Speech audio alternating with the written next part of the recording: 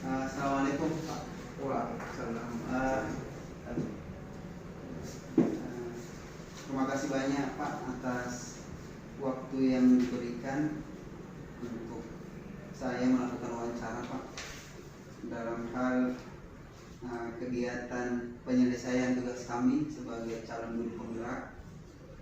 Ya, ini berkaitan dengan modul 3.1 yaitu pengambilan kebijakan atau keputusan sebagai pemimpin berkaitan dengan nilai-nilai kebajikan. Selanjutnya Pak, saya mohon maaf sekali karena telah menyita waktu Bapak. Mudah-mudahan tidak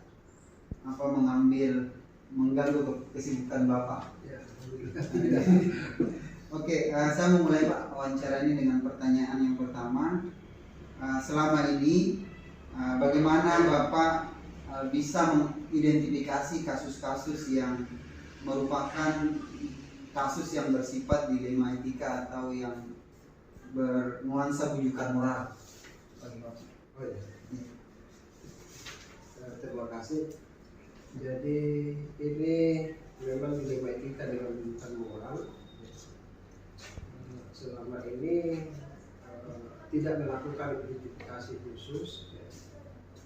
Namun kita mempelajari dan menyimpulkan terhadap kasus yang terjadi, apakah itu dilema etika maupun bujukan moral. Biasanya kalau kita lihat dilema etika itu benar tidak benar ya. Dari dua persoalan itu kayaknya semuanya benar sehingga menimbulkan etika.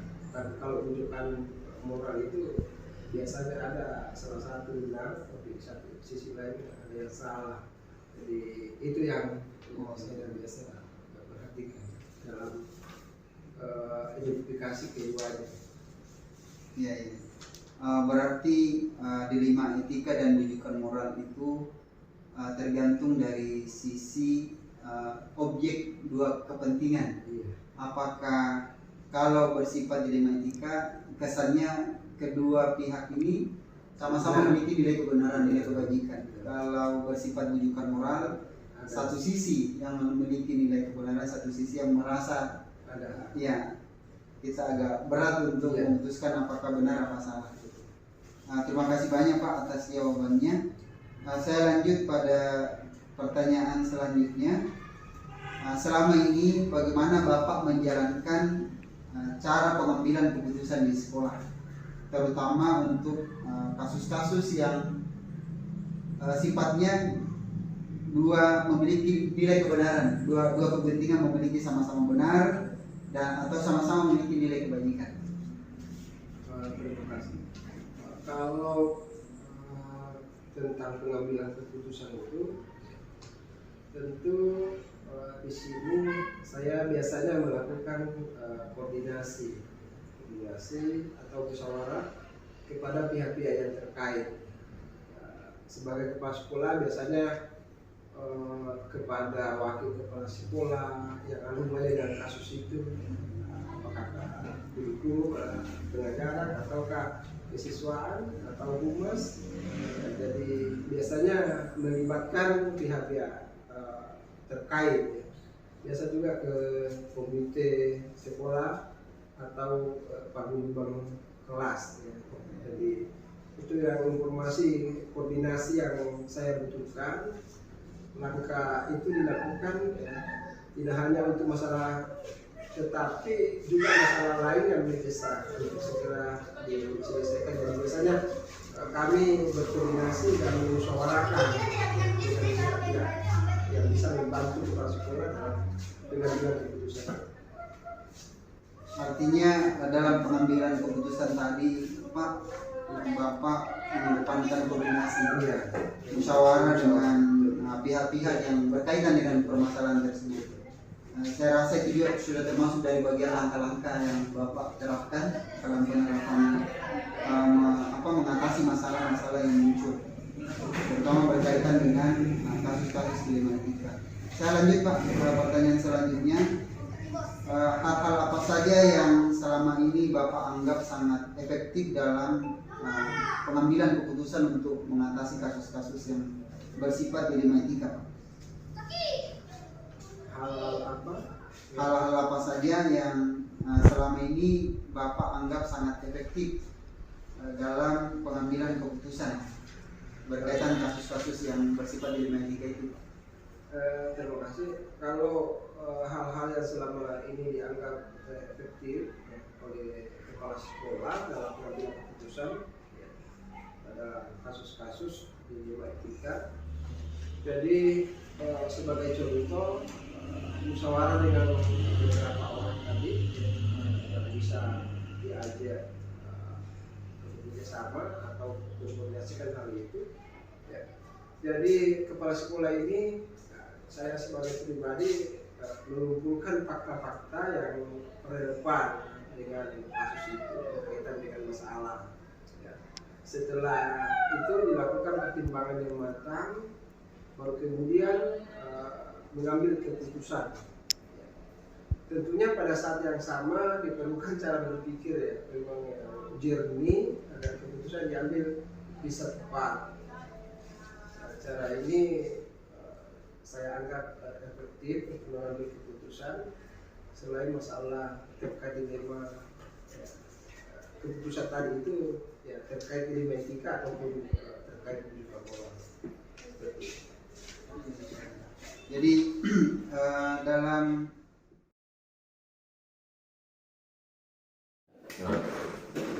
Assalamualaikum Pak. Ya, pertama-tama Pak, saya sangat bersyukur dan berterima kasih kepada Bapak karena telah meluangkan waktunya untuk bersedia melakukan wawancara dengan saya dalam hal penyelesaian tugas kami sebagai calon guru penggerak di modul 3.1 tentang materi pengambilan keputusan berbasis nilai-nilai kebajikan sebagai pemimpin. Ini adalah bagian tugas di demonstrasi kontekstual Pak, dan mohon maaf telah mengambil waktunya Bapak, dan saya akan memulai Pak dengan mengawali pertanyaan pertama. Yang pertama, selama ini bagaimana Bapak dapat mengidentifikasi kasus-kasus yang merupakan dilema etika atau bersifat rujukan moral?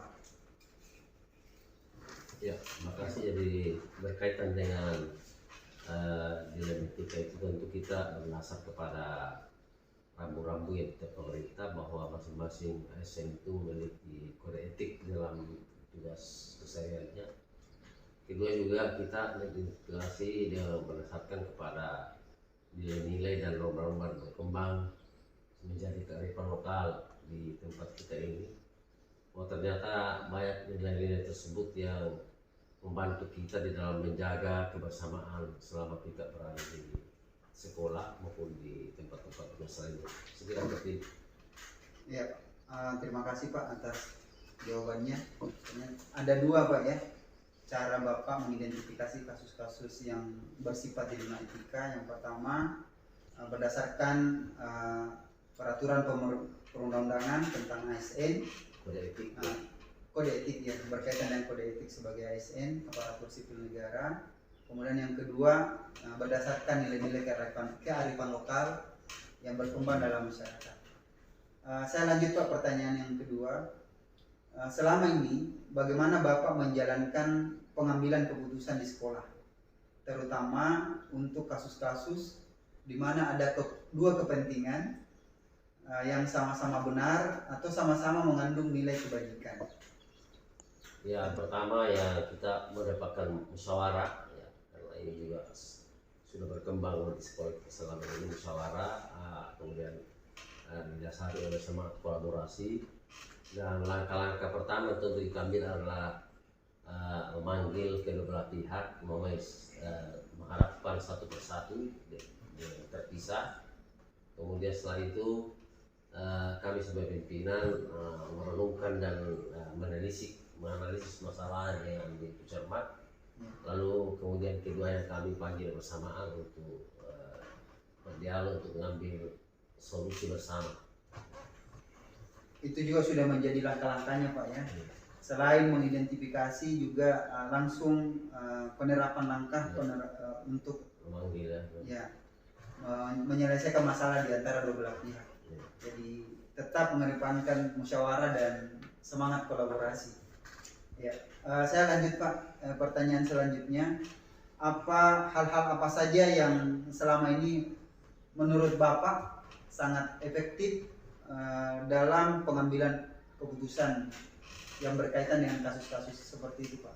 Ya, saya kira kembali saja itu yang paling efektif yang kita ambil adalah yang kita terapkan selama ini. Kita menerapkan manajemen transparansi keterbukaan. Jadi yang kedua, semangat kebersamaan itu tetap terjaga, sehingga kedua dasar tersebut tentu sangat membantu mempermudah terhadap penyelesaian berbagai dilema yang kita hadapi di sekolah. Apalagi Pak, dilema itu sama-sama milik Bapak, tentu kita harus memberikan ruang yang sama. Kalau bisa perbedaan itu dapat diakomodir semuanya meskipun tidak dalam waktu yang bersamaan. Ya, terima kasih Pak. Tadi Bapak sudah menjelaskan bagaimana cara yang paling efektif dalam menyelesaikan kasus-kasus yang bersifat dilema etika itu. Pertama, melakukan manajemen transparansi, kemudian tetap menjaga semangat kebersamaan dan memberikan semua ruang mengakomodir semua perbedaan-perbedaan yang terjadi meskipun waktunya tidak bersamaan. Oke, saya lanjut Pak, pertanyaan selanjutnya. Hal-hal apa saja yang selama ini menjadi tantangan bagi Bapak dalam mengatasi atau memutuskan mengambil keputusan dalam kaitannya kasus-kasus seperti dilema etika itu Pak? Ya, saya kira kalau disebut tantangan mungkin tidak ada tantangan yang begitu berarti ya, Pak.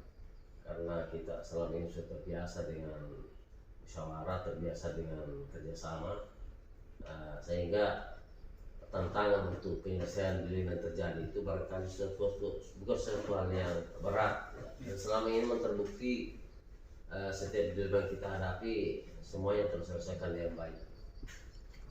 Artinya semangat kebersamaan kekeluargaannya Pak ya. Dan memang saya melihat itu Pak, kondisinya di sekolah, mudah-mudahan itu tetap terjalin Pak, terjaga. Iya. Saya lanjut Pak, pertanyaan kami selanjutnya adalah apakah Bapak memiliki jadwal tertentu atau tata kala dalam penyelesaian kasus-kasus seperti itu Pak? Ya, itu sangat tergantung kepada intensitas dan berat ringannya permasalahan yang terjadi. Apabila intensitas dan permasalahannya tidak terlalu kompleks, maka tentu dapat diselesaikan dengan cepat. Nah, apabila permasalahannya agak kompleks, agak berat, tentu membutuhkan suatu analisa mendalam dan mungkin juga membutuhkan waktu.